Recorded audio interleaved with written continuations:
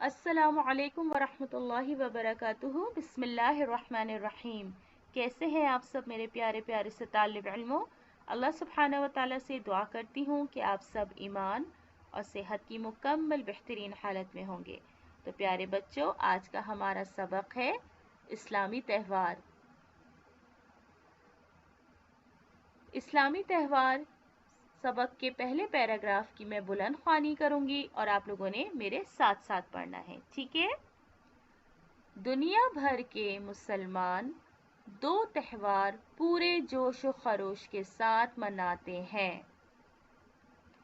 पहला त्यौहार ईद उल फितर है, जो रमज़ान के फौरन बाद आता है। ये शव्वाल की पहली तारीख को मनाया जाता है। दूसरा त्यौहार ईद उल अज़हा है, जो ज़िलहज के महीने की 10 तारीख को मनाया जाता है।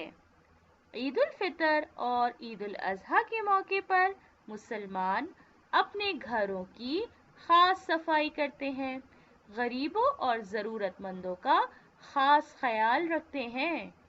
मुसलमान त्यौहार के दिन सुबह सवेरे नहा धोकर अपना बेहतरीन लिबास पहनते हैं, ईद की नमाज अदा करते हैं, एक दूसरे से गले मिलकर मुबारकबाद देते हैं। ईद उल अज़हा हज़रत इब्राहीम अलैहिस्सलाम की अजीम कुर्बानी की याद में 10 ज़िलहज को मनाई जाती है। ईद उल अज़हा को हम बकरीद भी कहते हैं। बकरीद के चंद रोज पहले मुसलमान कुर्बानी का जानवर खरीदते हैं। कुछ लोग बैल, गाय और ऊंट की कुर्बानी करते हैं। इन बड़े जानवरों में 7 हिस्से होते हैं। तो प्यारे बच्चों, आप लोगों ने अपनी इस्लामियत की किताब का सबक इस्लामी त्यौहार की बुलंद ख्वानी करनी है और उसके बाद आप लोगों ने अपनी नोटबुक में ये 2 सवाल तहरीर करने हैं। सवाल नंबर 1, ईद उल फितर शव्वाल की कौन सी तारीख को मनाई जाती है, जो कि अभी हमने पढ़ा। सवाल नंबर 2, ईद उल अज़हा किस महीने की कौन सी तारीख को मनाई जाती है।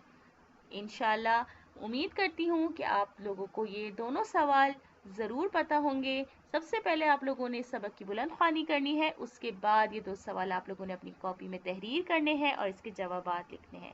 ठीक है प्यारे बच्चों, अल्लाह हाफ़िज़।